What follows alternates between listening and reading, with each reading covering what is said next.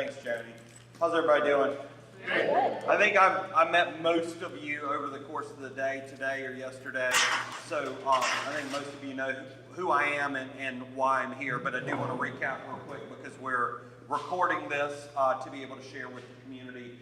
My name is Ben Muldrow. I'm with Arnett Muldrow & Associates. We're an urban planning firm that's based out of Greenville, South Carolina, and I currently live in central Delaware and do some work that way. I've had the privilege of working with over 500 communities in 38 states, and we work with municipalities to develop community brands. And what I'd like to do today, I'm going to do my best to keep this nice and tight, right about an hour, and get you out of here at 6:30. But I want to talk to you a little bit about the idea of community branding, the role that it plays, and what good systems, what components they have. And then I also want to share with you some of my observations about Leesburg and some of the things I saw and heard.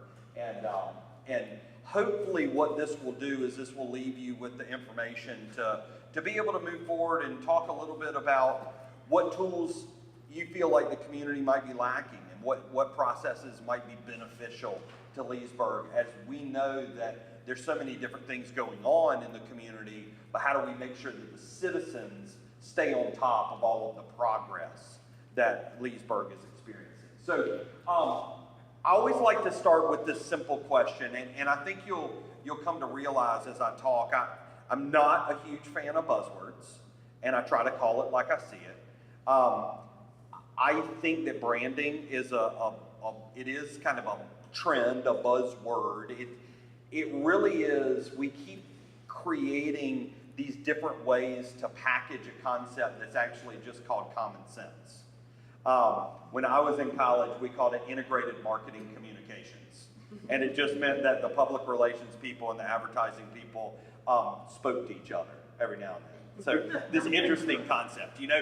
So the best way to kind of illustrate this concept of branding, I like to use the example of we're throwing a party, we're baking a cake for our kid for their birthday. So back in the 1920s, we would have gone to the locally owned grocer.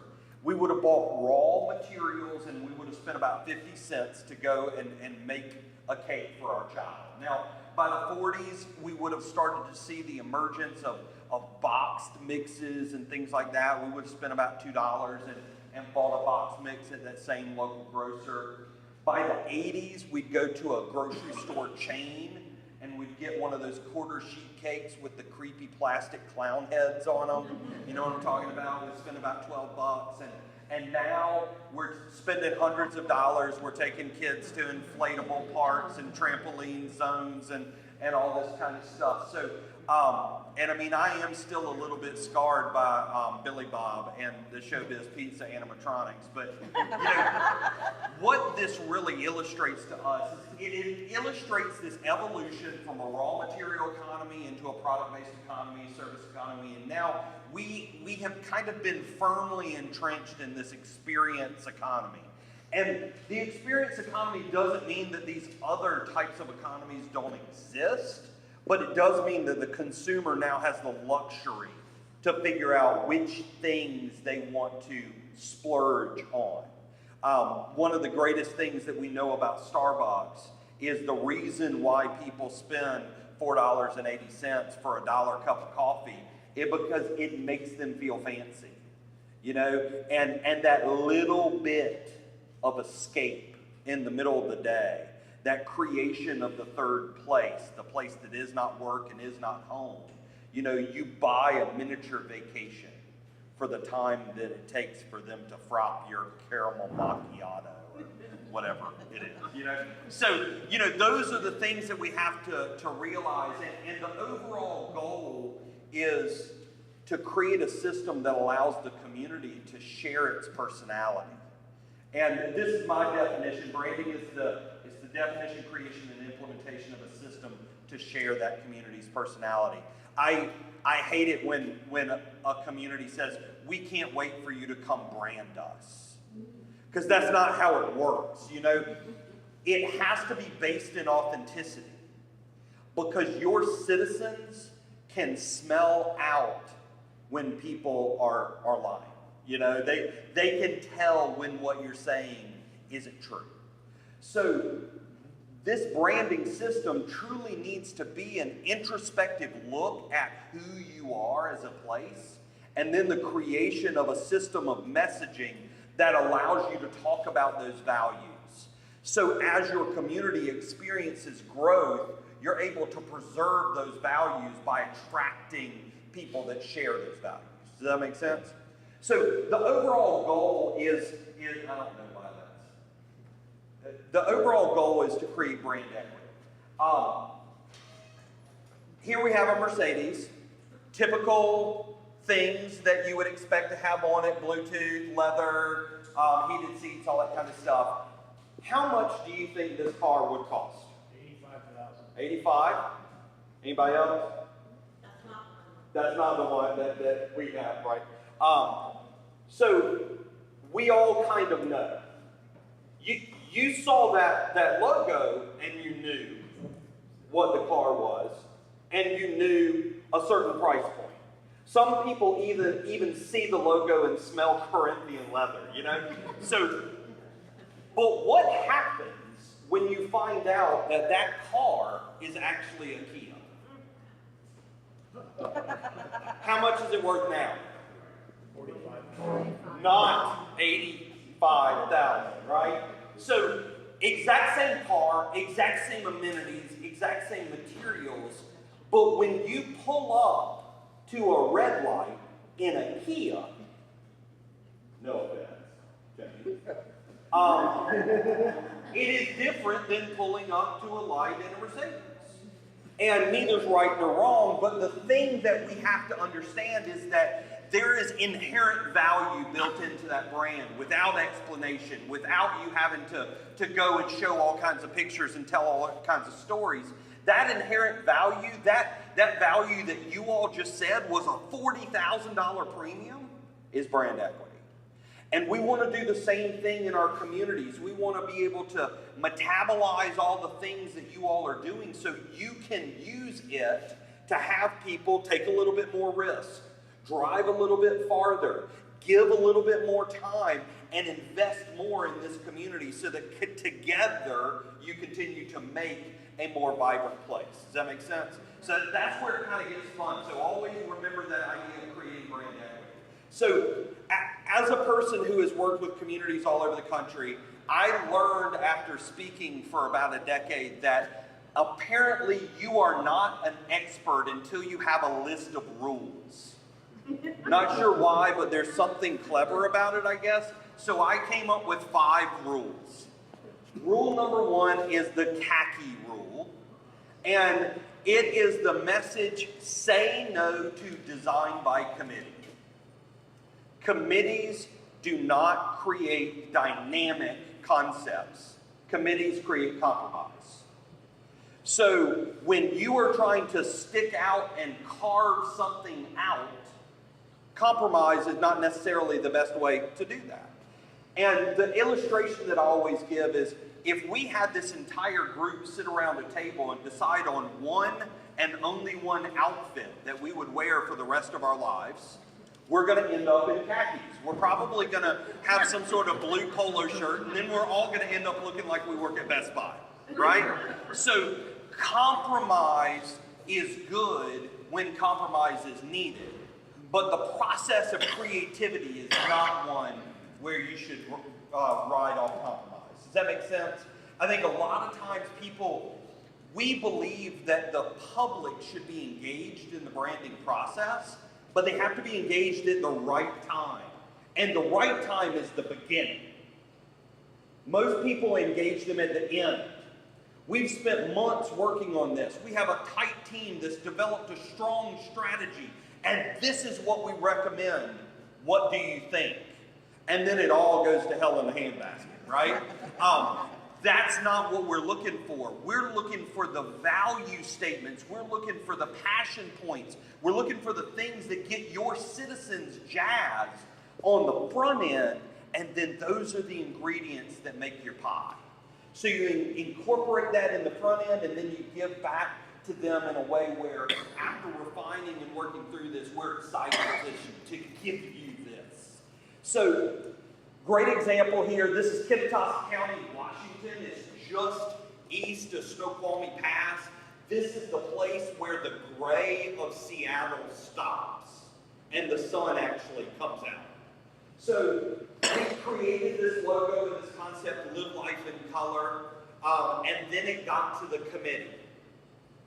So the first thing that they decided was no one knew where Kittitas County was, so we have to incorporate a picture of the state of Washington. Because good logos are always maps, right? No. And then they also decided that we can't say Kittitas County. We got to make sure that every single community in our county feels like they were treated equal. Right? Anybody from Lake County ever had to deal with that? You know, this equality. And then, you know, the creativity kept going. Hey, we can put the name of every community right on top of our county. That's brilliant. And, you know, it just devolved and devolved and devolved and got just worse and worse and worse. And then finally, at the end, you know what they landed on? They landed on the first recommendation because someone finally realized that what they were talking about looked horrible. So, you know, walking a very small, tight, strategic crew through this process is essential, but an overall community-wide design by committee never ends well. Rule number 2, the crayon rule. Do not ever do a design competition. Someone decided that was clever once, and it didn't end well. I've got some examples of not ending well. This is a city logo from a community in India. Well, they were thorough, you know? They literally included anything that anyone would have ever thought of as it relates to their community. Hopefully I don't have to explain to you why this is bad. Couple other outcomes of community design competitions, and it's not only about design. Many times it's about being clever. Now, I'm going to say something that a lot of professional marketers disagree with, but I firmly believe this to be the case. Many times when communities go through branding processes, there is a challenge to the community. You need to discover the one statement that you can make that no one else can. That is a very scary proposition. Because when you walk down that road, you land on things like La Crosse, Kansas, the barbed wire capital of the world. You land on Gas, Kansas, don't pass gas, stop and enjoy it. It is a fart joke. Like, oh gosh.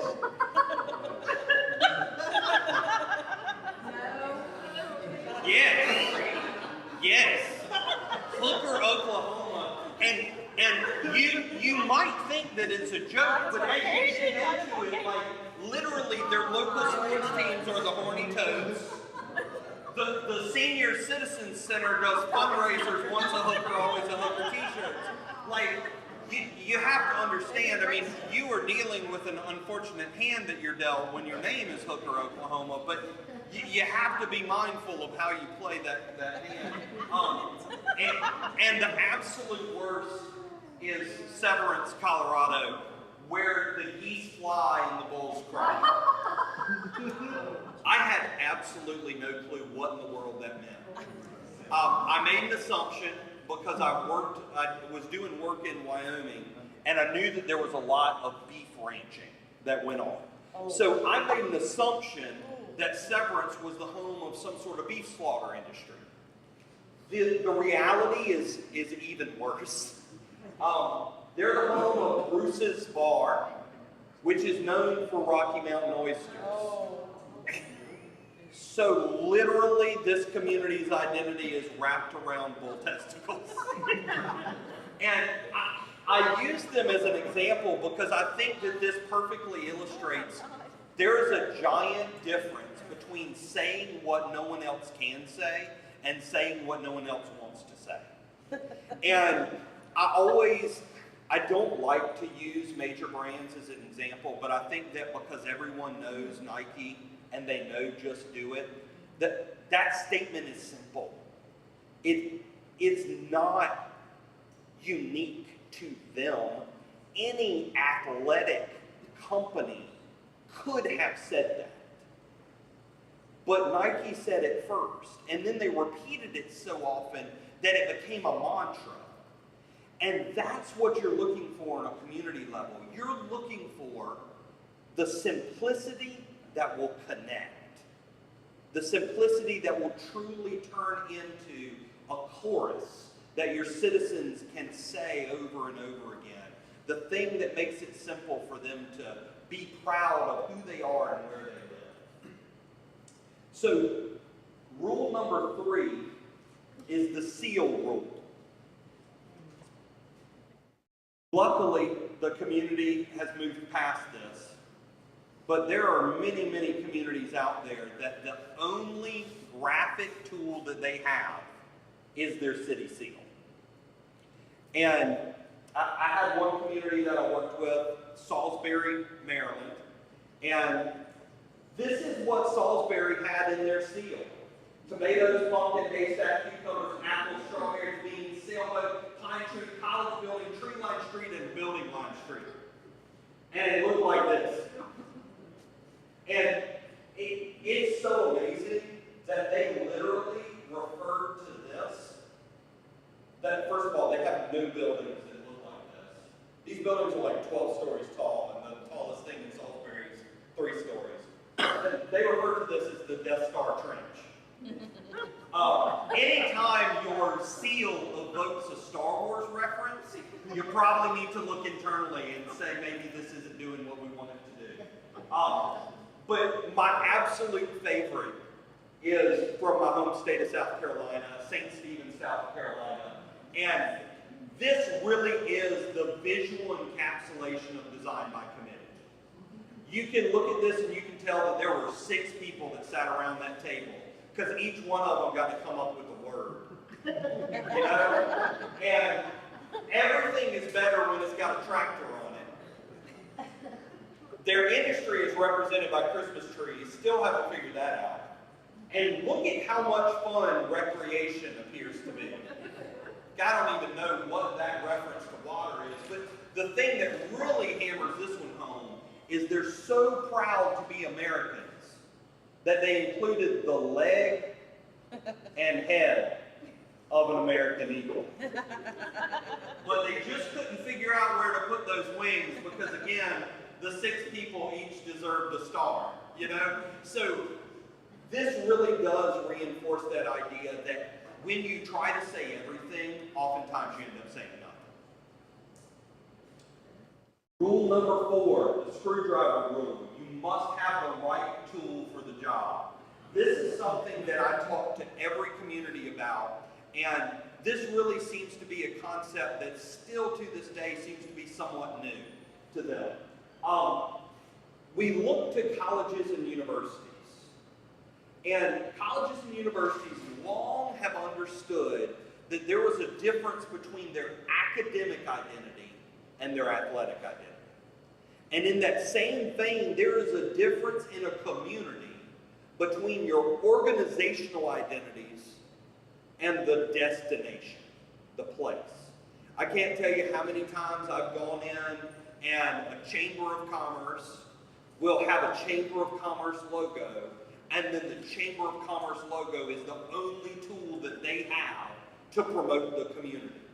And the Convention and Visitors Bureau only has a CVB logo, and that's what they use to promote the community. And the city government does the same thing. Well, guess what? What that means is, if your tool is also an organizational identity, the first time you irritate someone with the actions of your organization, you have alienated them from using the brand. So I actually argue that there needs to be 2 different tools. One, destination, and one organization, and the destination is truly shared. It is something that the public sector and private sector can both use, and it is different from membership-based organizations. It is different from governmental bodies passing laws and levying taxes. They're connected, much like colors are used to connect in the systems here, but you can see in Belize City, they have a destination brand, organization brand, they share typefaces, but they created something more institutional for the council itself. And then the fifth rule, just the simple idea of learning to work together. When we're in a community, many times you end up fighting against your own groups.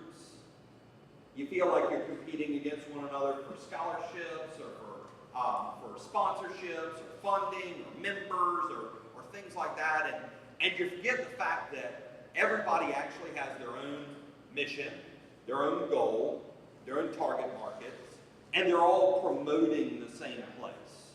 So oftentimes tell people that I really feel like the best way to describe what I do is that I'm a community therapist. I just have to have a really big sofa, you know? Getting those organizations to realize that they're on the same team. County government, city government, those quasi-governmental.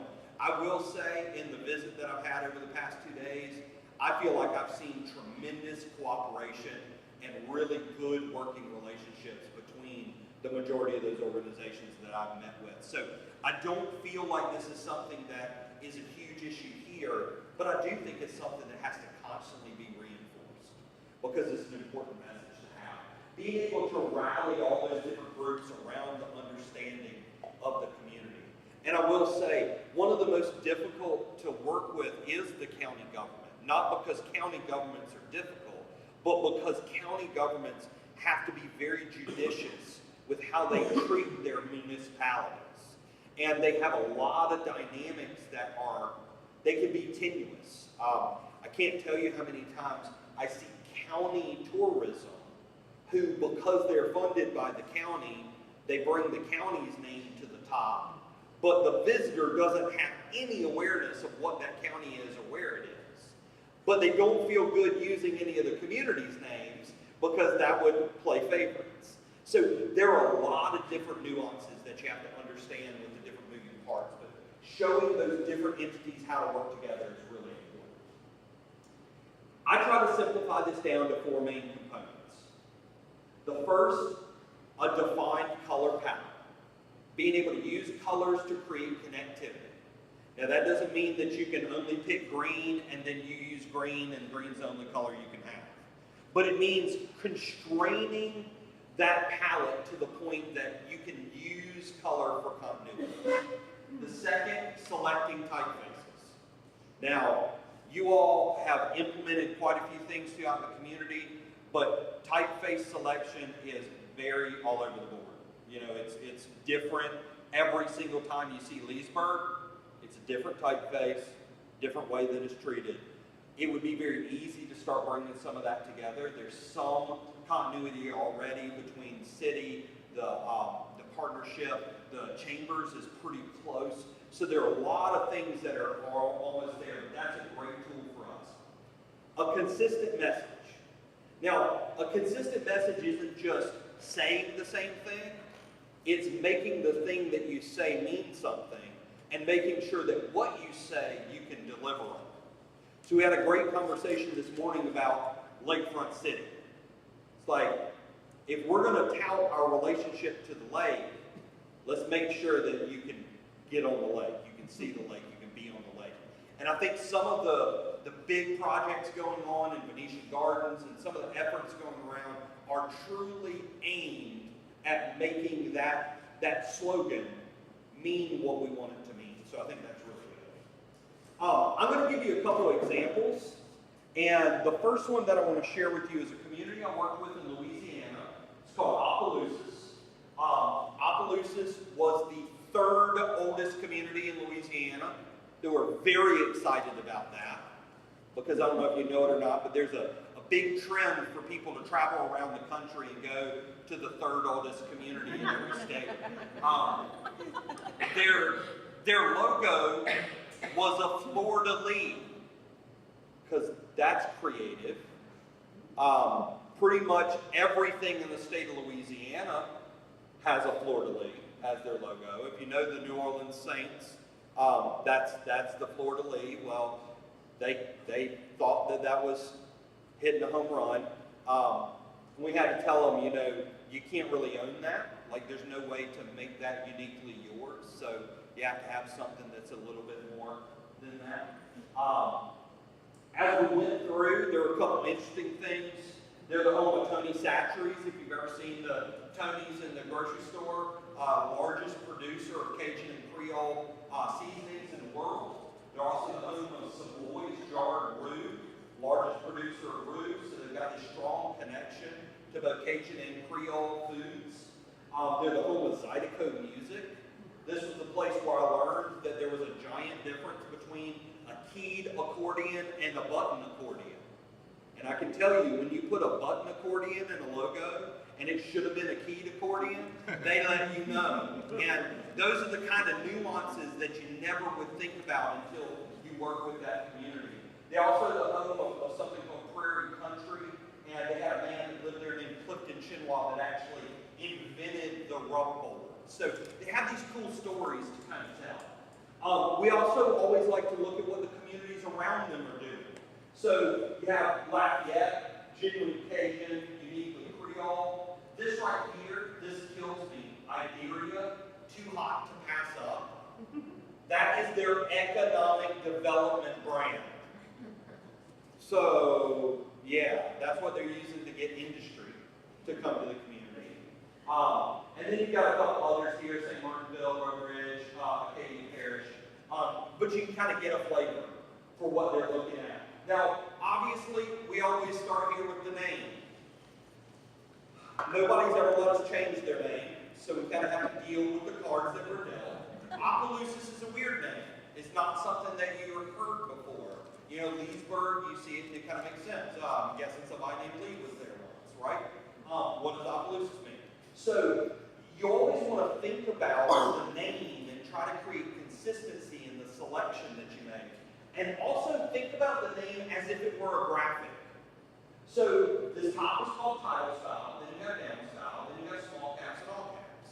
And each one of those approaches brings with it a different graphic element for you to deal with. Those all caps are a little bit harder to read, but they're also very blocky and modular, so they're easy to layer. If you have any retired English teachers in your community, you can't ever do down style because they will demand that a proper noun is capitalized. So you have to figure out what way you want to go with it. But from there, we went through and we did type selection, looked at different typefaces, and one of the things we knew about Opelousas is they had a very low self-esteem. They didn't think they were very attractive.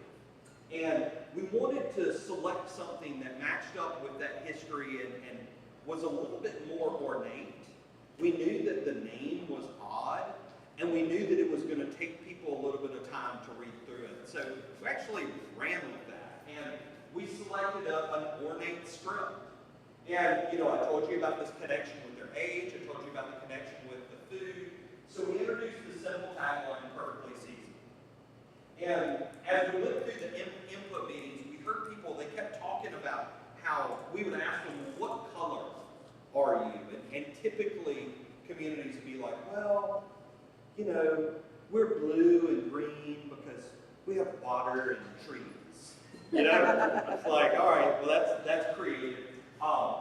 In Opelousas, they were strangely specific. Like, we were in one meeting and somebody was like, well, we're not quite paprika. And of course, I had to go look up exactly what paprika looked like. And what we finally figured out they were describing is they were describing the color of Tony Satcheries Creole season.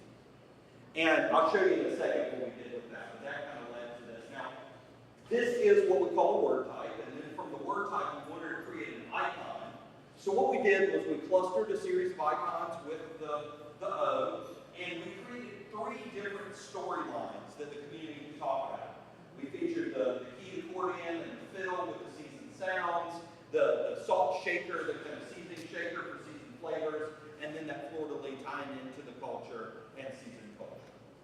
So now all of a sudden we got the overall identity system. We launched the identity system with a community pride campaign. This is extremely important because in general, your citizens typically are the most negative about your community.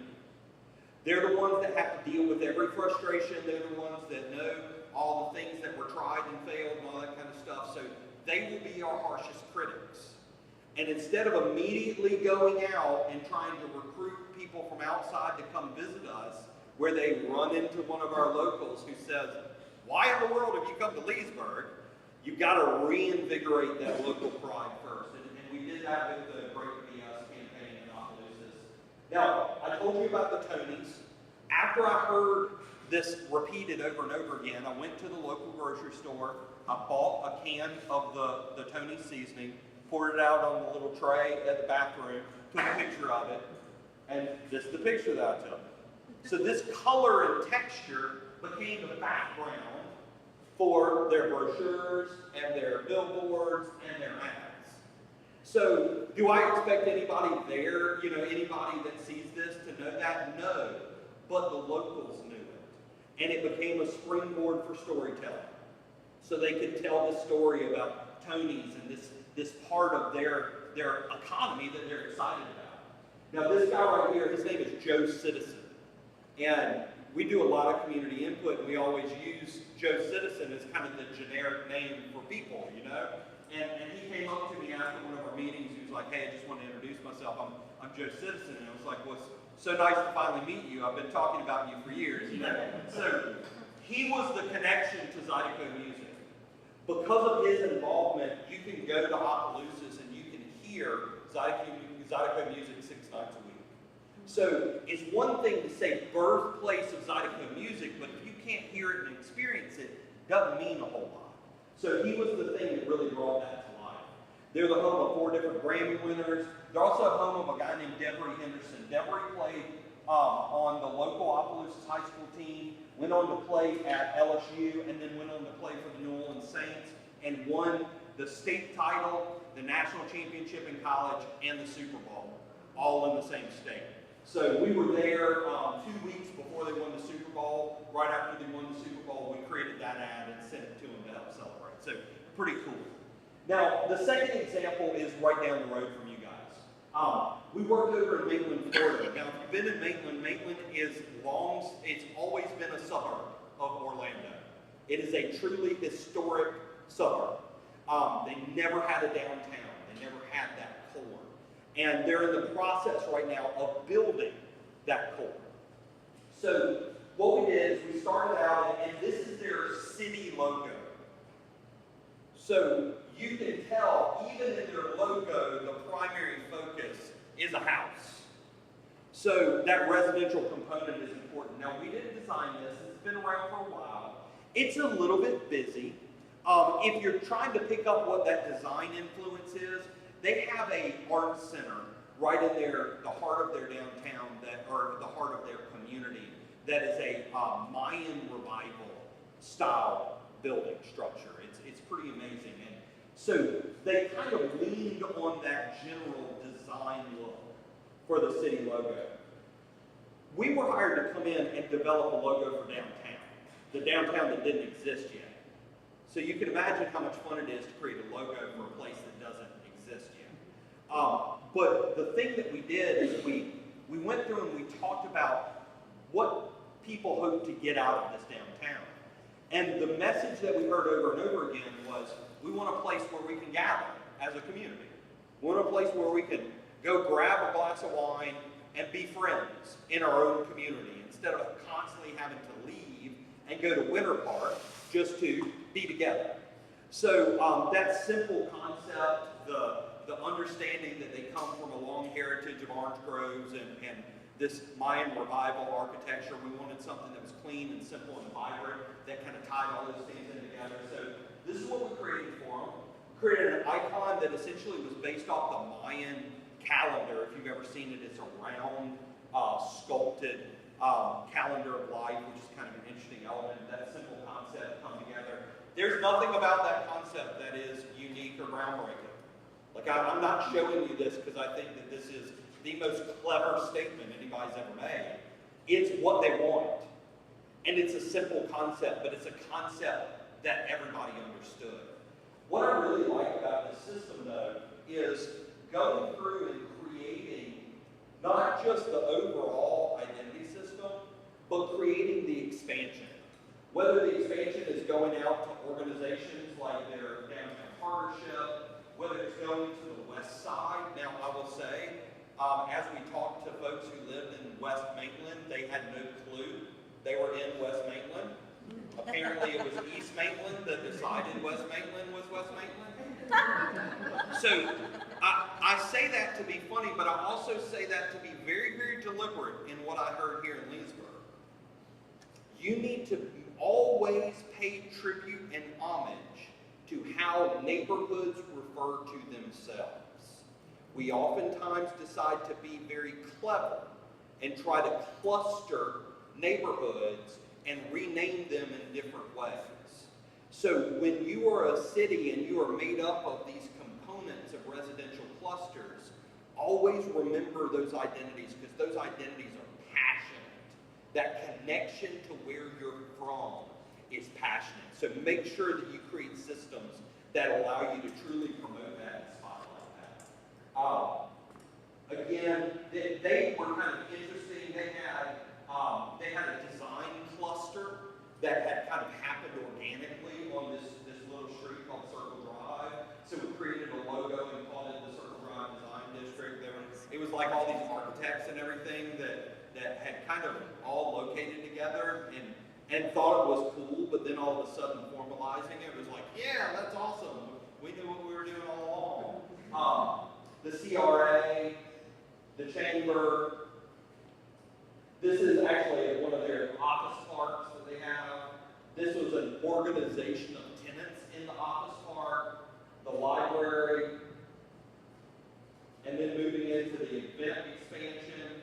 So this to me is where the simplicity of the icon really started to shine. Being able to go through and do the Italian festival, movie night, St. Patty's Day, Halloween, Independence, wine stroll, Alive at 5, Taste Downtown. Then, for some reason, everybody melted when they saw this. You know, it's like, oh my gosh, you can turn it into a wreath. But I think, again, what you start to see is there's strength in versatility. And oftentimes you can't have versatility if you also have complexity. So there's a lot that simplicity can do for being able to implement and roll this out. Farmers market, got the car show, they did all kinds of cool stuff. And then even showing them how they can incorporate it in collateral materials, hats, merchandise, clothing. As communities, we typically are really bad at creating what I call car wash t-shirts. You know, the only thing that you can get to show pride are ugly shirts with 6,000 logos on the back that you only wear to cut the grass in or wash the car.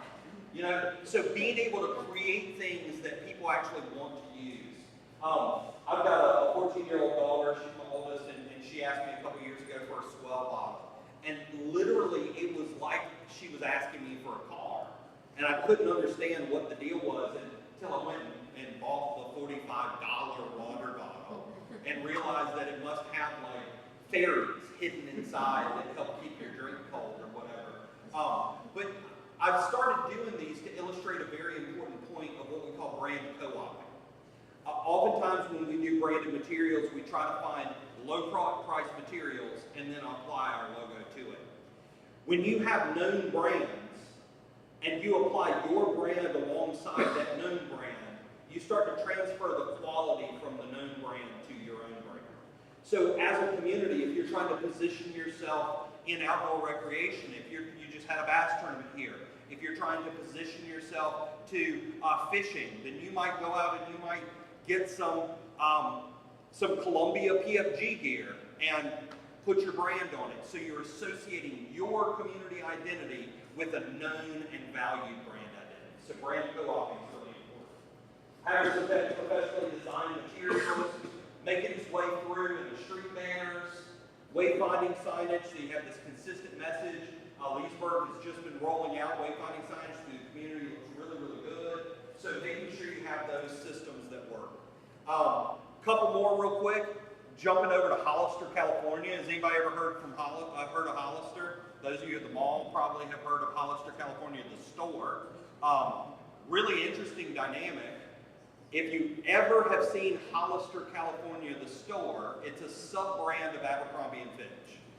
And it is the traditional California surf shop. Hollister, California in real life is an agrarian community. Their high school mascot is the hay baler. It's the only community that I've ever worked with that has been sued by a major American corporation for making t-shirts with their name on it. Because Abercrombie & Fitch Company owns the trademark for Hollister, California, and you can no longer sell t-shirts with Hollister, California on it because a company owned it. It's crazy. So what we did there, we were kind of a little irritated by the dynamics going into it, so I think we got a little cheeky. We created the whole color palette based off of the things that they grew in the community. So there was an actual justification behind why we used the colors that we did. We created this logo and this idea of the original, a little bit of a snub off Adam. We created an escape campaign for the San Francisco market to position them as the perfect place to come and spend the weekend. And if you're familiar with Abercrombie & Fitch, you probably remember the black and white photos of topless guys that they became famous for. I used to tell people that I used to be an Abercrombie model, and they always laughed a lot when I said it, so it hurt my feelings as much, so I stopped to say it. But we tried to create a series of ads and messages that tied into that. We did some that really highlighted the vineyards and some of the activities and positioned it as the perfect place to bail. But then we also went through and we launched a campaign called the Original Hollister Model. And we featured the vintners, we featured the ranchers. That Hollister is also known as the birthplace of the American biker. And so we even featured, imagery that tied into that heritage and the Marlon Brando movie and all that kind of stuff that was connected there. Couple more real quick. This is one of my favorites, Beaufort, South Carolina. Beaufort is nestled right between Charleston and Savannah. Going in, this is the amazing logo that their Main Street organization had. I'm not sure how you can get excited around a graphic identity like that. Just kidding. So then looking throughout the community, they actually had some really, really well-designed stuff, but nothing coordinated with anything else. There were no elements that tied into anything else, so a lot of different busyness going on. Now, these logos are just for the events that the Main Street organization does.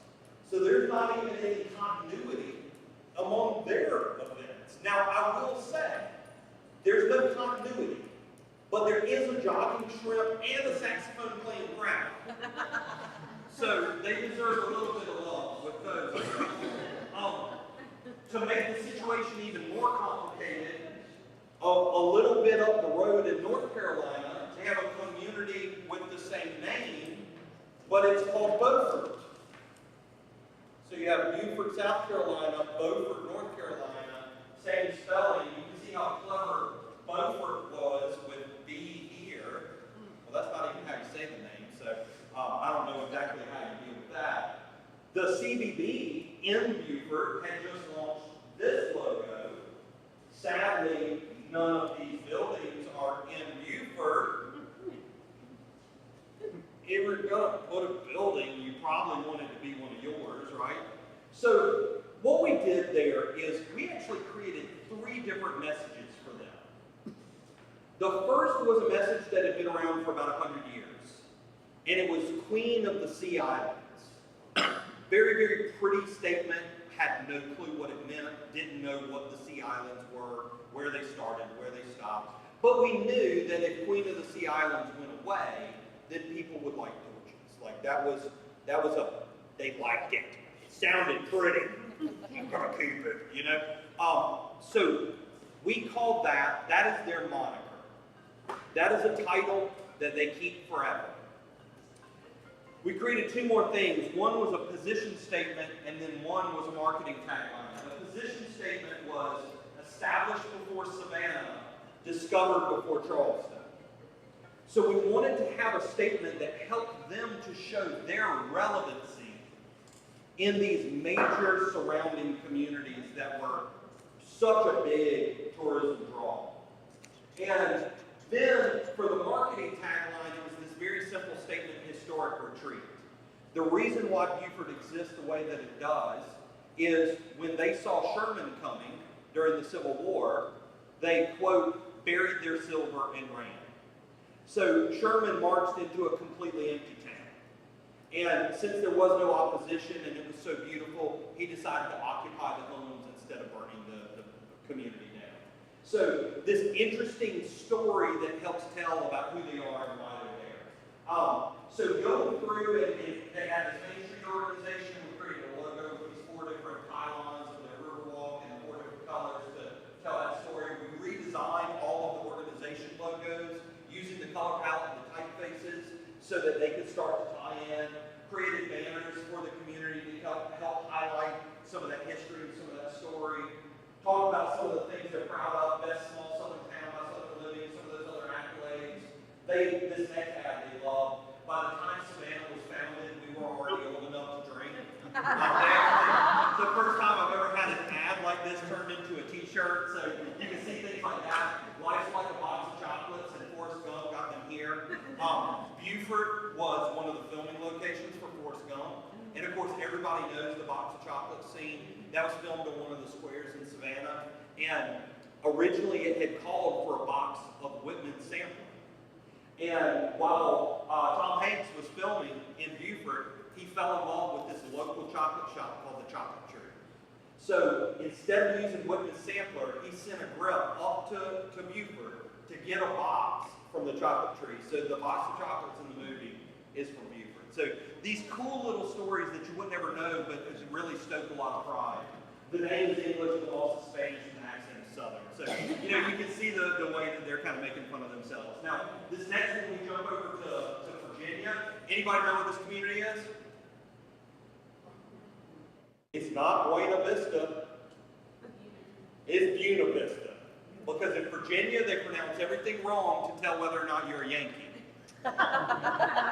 They pronounce it wrong on purpose, I'm convinced. So this was Buena Vista. Buena Vista is 8 miles east of Lexington, Virginia, which is the home of VMI and Washington Lee Universities. This is the home of Southern Virginia University. It is a late 1800s industrial town, and it really was. It was a industrial master plan community. So in a world of red coats and tri-corner hats, this was a community that had a blue-collar history for its entire life. So in addition to that Buena Vista name, Buena Vista, it doesn't even mean like great view, amazing view, it's good view, like it's decent, right? So, so we created this simple logo for them, this tagline, good views reveal great vision. Created some of the imagery that, I mean, we took these 2 photos 2 blocks away. None of this stuff's groundbreaking, but the thing that boggled my mind in this community was the sign. Welcome to Buena Vista, 6,002 happy citizens and 3 old grouches. Now, this sign has been up since 1971. If you Google just the word grouch, this sign shows up on the first page of image results.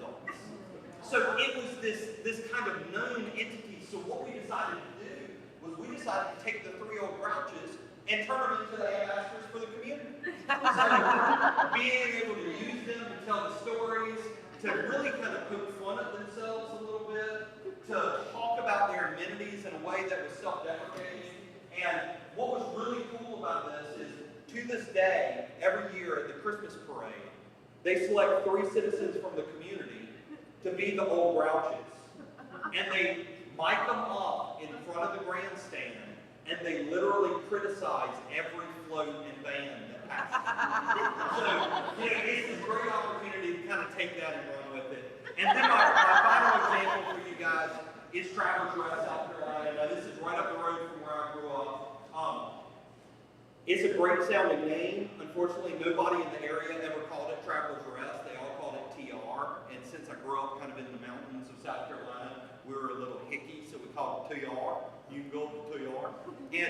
And like the thing that we realized is this community was small. They didn't have a lot going for them. They certainly didn't have enough money to make people call it Traveler's Rest. But what they could do is they could take TR and turn it into a positive thing. So we knew that we wanted to position them as a regional-based camp for outdoor recreation. They were the access point to 7 different state or national parks. And they really give a good kind of pass through, not a gateway. I think that's one of the interesting things. When you're saying you're the gateway to, you're saying there's somewhere better than where you are. When you say you're the heart of, you transfer all of your brand value onto whatever the larger thing you're the heart of is. So how do we own that? And what we decided to do is we decided to say that Traveler's Rest was the place for you to get in your element. And so I created a logo that looked like an element on the periodic table. And we introduced the Get in Your Element, and then we launched it with a whole campaign called It Starts with TR. We featured words like tradition, tranquil, travel, trails, trip, track, trendy, trees, transported, even trapped. And what was so cool about this is when we presented this, we literally had a Ford dealer in the audience go, "Truck start with TR!" And of course everybody laughed in the audience, but what was amazing was as soon as the presentation concluded, the business owners started to cluster up into these little groups talking about what their TR was going to be. Because of the simplicity of being part of something larger, they were inspired to invest private sector dollars to amplify the community's message. So I think that's one of the things you always want to try to go after is figuring out the ways that everybody can be a part. And this is a little bit about what Traveler's Rest looks like now. Literally, it had one business before.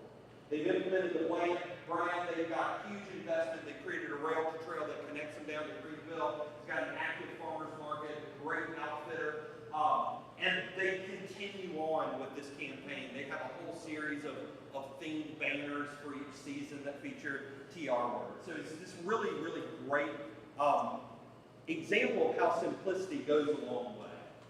So with that, I want to jump over real quickly to Leesburg, and I want to share a couple of things that I noticed here. First of all, it's really nice to see that the city has put effort into having a logo that was designed by a designer. I was able to see some of the evolution over time of the old logo with the new logo.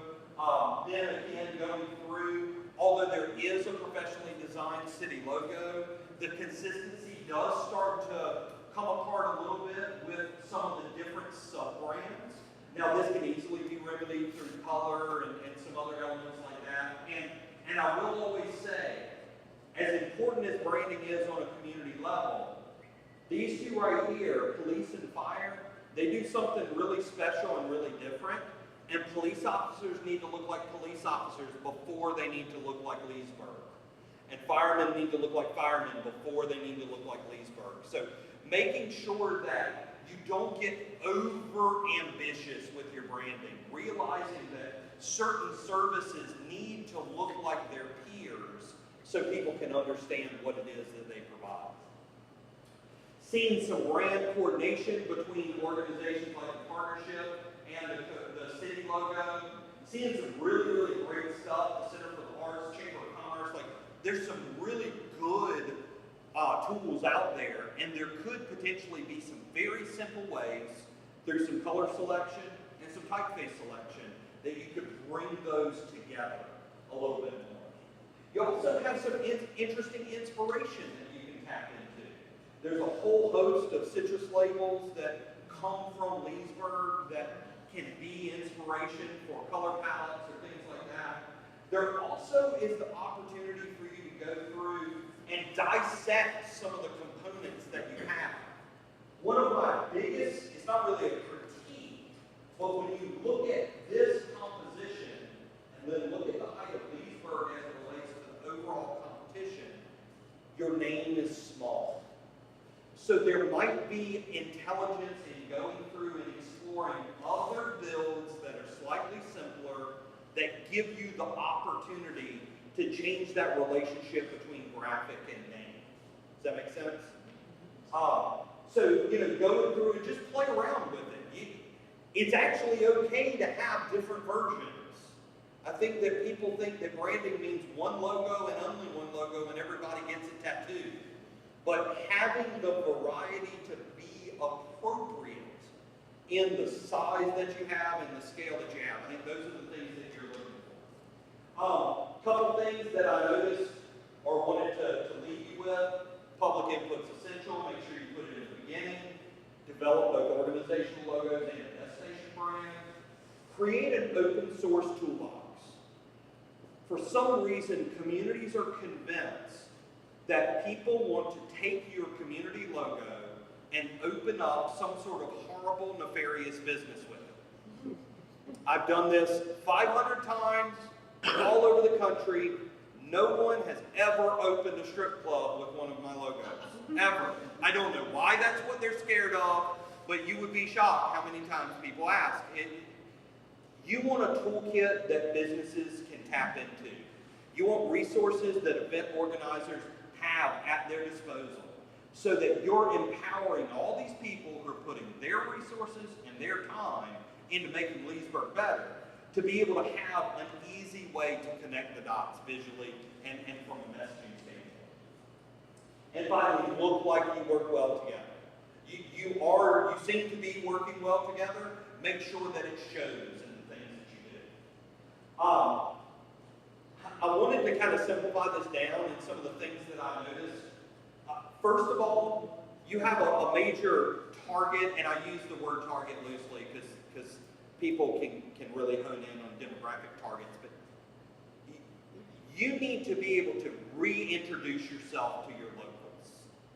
And that's from a whole number of facets, whether it's the dramatic changes that are going on at the mall, whether it's the investment that's going on downtown. People that live here assume they know this because it's their home.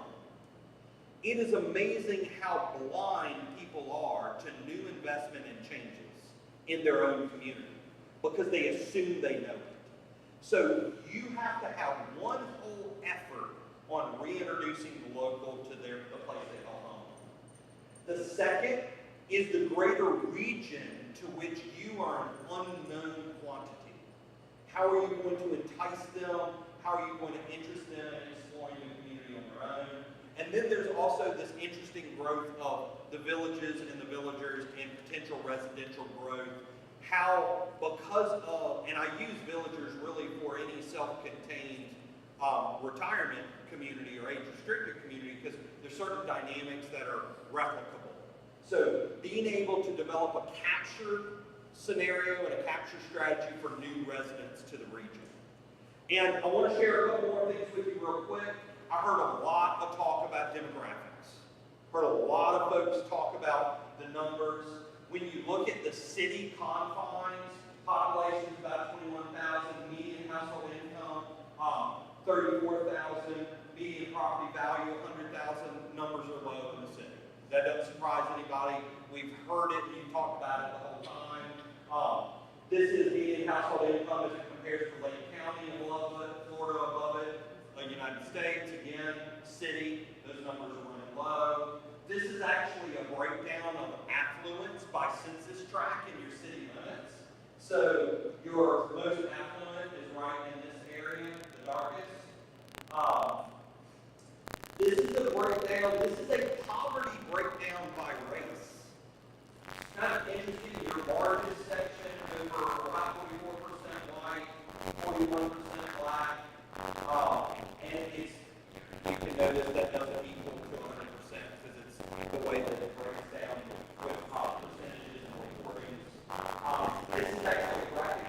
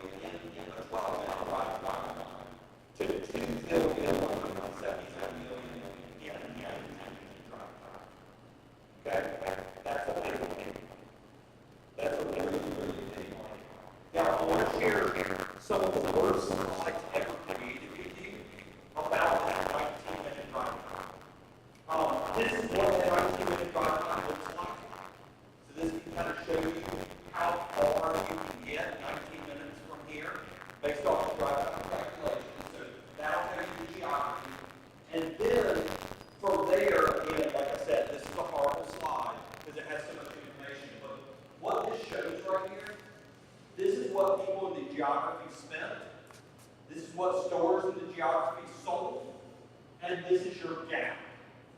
Okay? If the number is red, it means that the store sold more than the consumer spent. It means you're a retail attractor in that category. So you can see this whole front is red. This whole category right here is automotive sales. Anybody surprised that we're selling more cars than the people in that area are buying? No, you've got a bunch of car dealers, so that makes total sense. This is furniture and furnishings. You've got some interesting miscellaneous furnishing stores where you might be able to capture a little. This is where it gets really interesting. Food and beverage. You've got 13 million leaking out of the community. We talked earlier about farmers markets. Specialty foods, $2.5 million leaking out in specialty foods alone. Mall, this is important. Clothing and clothing accessories, $23 million is leaking out of a 19-minute drive time in clothing. Okay? And it breaks it down by category, whether it's clothing stores, shoe stores, jewelry numbers, sporting goods. We have 9.1 million leaking out in the sporting goods category. We've got, you can literally go by category and see where the money's leaving. So I think that this is really important because I have to tell you, one of the most negative things that I heard as I was listening to you all was comments about the demographics and how much the demographics hurt you. Well, the data that I'm showing you is the exact same data that national retail site selectors use when they're looking at markets. And site selectors do not care about what corporate limits are. They care about drive times from certain retail centers. So these numbers, which are remarkably strong and show a lot of opportunity to grow businesses that are both appropriate for a revitalizing downtown and a renovating mall, like all signs point to this being really good. So hopefully, and I'm going to share all this information. I have a detailed market report that I pulled for the city itself, as well as these that I'm going to be able to share with everybody here in the partnership. And I hope that they share it around because there's nothing proprietary about that. It's important information for you guys to have. And it just really kind of shows you my favorite that I always like to point out. Let me see if we can find it real quick. It literally tells about donor shops. And you are gaining $2.5 million in donuts. It's my absolutely favorite category. It was on. So again, this is important information for you to be able to dig into. This is interesting. You guys must be very proper because you're leaking $6.3 million in liquor stores, which means that you're going to other communities to buy them so they don't know who you are and what you drink. So hopefully this has been a little helpful for you all. I think this, for the number nerds out there and the graphics geeks, I try to give you a little bit of both with this. You all are at a particularly exciting time in the life of Leesburg. You've done so many things very, very well.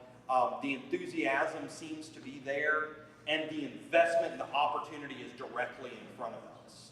So making sure that the community is seeing and understanding all of the progress, and that you want that excitement to become infectious. You want your citizens to convert into evangelists. You want them to be preaching about how great Leesburg is, because there is no organization that I met with that has the resources to market all on their own.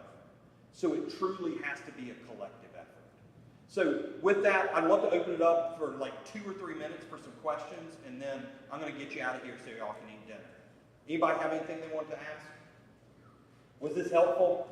Okay, so I didn't waste your early dinner. I had one question. Yes, sir. That might as well pose here, not that big of a one. But I want to go back to the idea of event logos, and I totally agree with the concept. And we do a partnership especially, but so does the Chamber and other organizations do a lot of local events. And we have kind of always created, which probably is my fault, different kind of logos for each event. There's a positive thought to that as well as a negative thought to that. Absolutely. So, you know, you want to have each event have its own identity and the logo kind of speak to that event and the experience that you're going to have at that event. Right. I will tell you, there is no perfect way to do it. There's a spectrum of how close or how distinct those are. I will tell you this. I always tend to lean. Let's take the bike event because it's a really important one. Yes. When the event happens year after year, there could be an argument made that there would be an importance in having consistency in a logo, some sort of graphic representation to know that it's the same group doing the same event year after year.